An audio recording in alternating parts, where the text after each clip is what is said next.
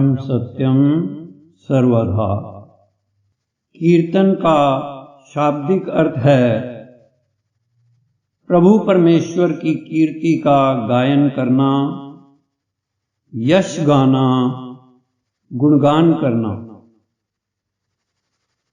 सद्गुरुदेव महात्मा मंगतराम जी महाराज का कथन है कि मनुष्य के लिए अपने अंदर ही परमात्मा का अनुभव करने के वास्ते समय समय पर देश काल के अनुसार महापुरुषों ने कई प्रकार के भक्ति के साधन प्रकट किए हैं। मुख्य तौर पर 9 प्रकार की भक्ति यानी नवधा भक्ति का जिक्र आता है, जिसमें कीर्तन को साधारण मनुष्यों के लिए ईश्वर में रुचि बढ़ाने वाला बतलाया है। कीर्तन 2 प्रकार का होता है। पहला बाहरमुखी कीर्तन, दूसरा अंतर्मुखी कीर्तन। बाहरमुखी कीर्तन में ईश्वर का गुणगान जबान द्वारा प्रेम पूर्वक राग में गाकर किया जाता है। कोई बिना बाजा तबला आदि के करता है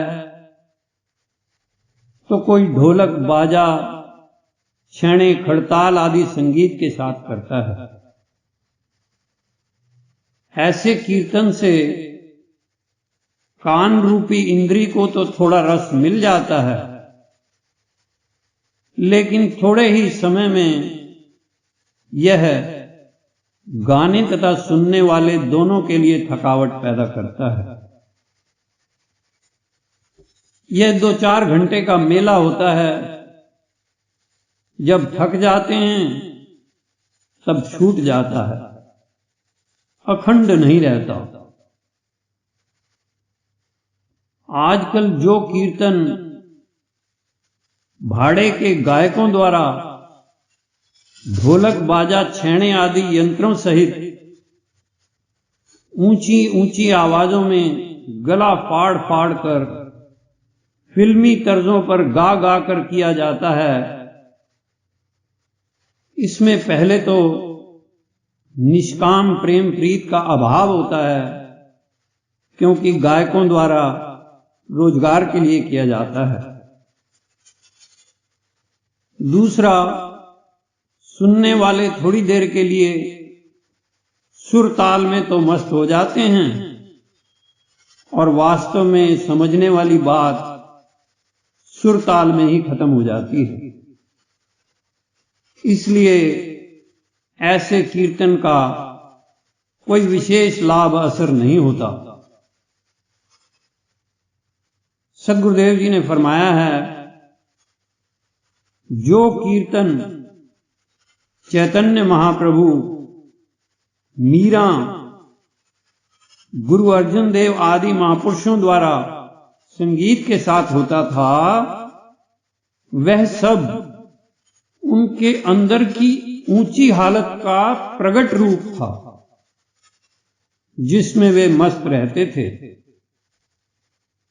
उनके अंदर कई जन्मों की भक्ति के फल स्वरूप ऐसी स्थिति बनी थी।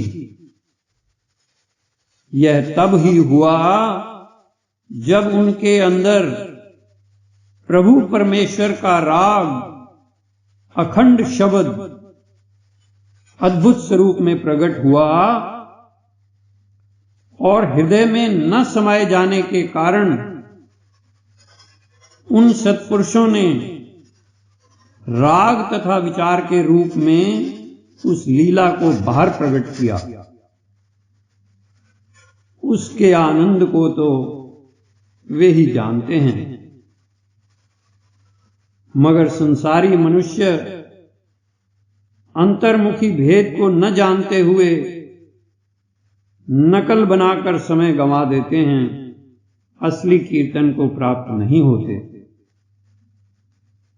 नकल से न प्रभु प्रसन्न होते हैं, न आंतरिक शांति प्राप्त होती है, बल्कि उनका प्रभाव प्रभु भक्ति को नाश करने वाला होता है।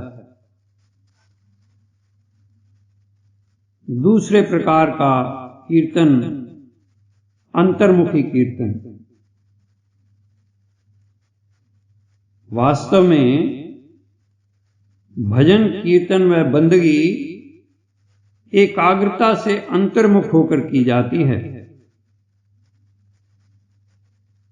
जब अंतर्मुख होकर बुद्धि नाद स्वरूप परमेश्वर का बोध करती है, सत शब्द को श्रवण करती है, तब संसार को तुच्छ जानकर उस परिपूर्ण तत्व को अनुभव करके ईश्वर महिमा का विचार करती है और प्रेम में आकर मन वचन कर्म द्वारा उस निर्भय आनंद को प्रकट करती है।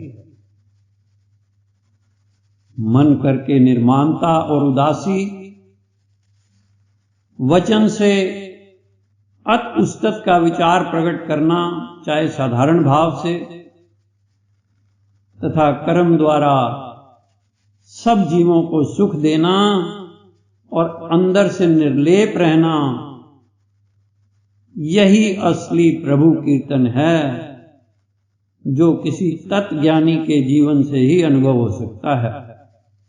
सद्गुरुदेव महात्मा मंगतराम जी महाराज के मुखारबिंद से समाधि अवस्था में प्रकट होने वाली अमरवाणी इसी अंतर्मुखी कीर्तन का प्रकट रूप है, जो कि ग्रंथ श्री समता प्रकाश में दर्ज है। श्री महाराज जी ने फरमाया है, कीर्तन के असली मायने यही हैं कि एकाग्र होकर परमेश्वर के साथ जुड़कर ईश्वर की प्राप्ति का यत्न करना। असली कीर्तन तो अखंड नाद के रूप में मनुष्य के अंदर निरंतर हो रहा है, मगर बुद्धि अज्ञानता के कारण इस आनंदमयी कीर्तन को अंदर अनुभव नहीं कर पा रही। जो कीर्तन सिमरन एकाग्रचित होकर किसी एकांत स्थान में बैठकर मन के अंदर ही अंदर किया जावे, वह ही ज्यादा लाभदायक है। इससे ईश्वर की नजदीकी प्राप्त हो सकती है। असली कीर्तन तब ही हासिल हो सकता है जब बुद्धि महापुरुषों के बतलाए हुए मार्ग पर चलकर निर्माणता को हासिल करती है और शुद्ध चित्त होकर अंदर ही अंदर ईश्वर प्रेम में मस्त हो जाती है। इसलिए पहले अंतर्मुखी शब्द स्वरूप को अनुभव करें, फिर उसका कीर्तन यथार्थ रूप से प्राप्त होगा। सद्गुरुदेव जी ने अमरवाणी में फरमाया है कि नित्य प्रभु परमेश्वर के चरणों में प्रार्थना करो। अंतर बाहर तेरा जस गाऊं, दिवस रैन तेरी कीरत ध्याऊं। एक भरोसा तेरे चरण रहाई, साची कीरत मन रहे समाई। निर्मल कीरत अपनी प्रभ दीजो, मुड़े जीव को चरनी लीजो। मांगू नित नित कीरति, प्रभ चरण कमल अपार मंगत की हरिओ त्रिखा पल पल करूं पुकार मांगू नित नित कीर्ति प्रभ चरण कमल अपार मंगत की हरिओ त्रिखा पल पल करूं पुकार ओम ब्रह्म सत्यम सर्वदा।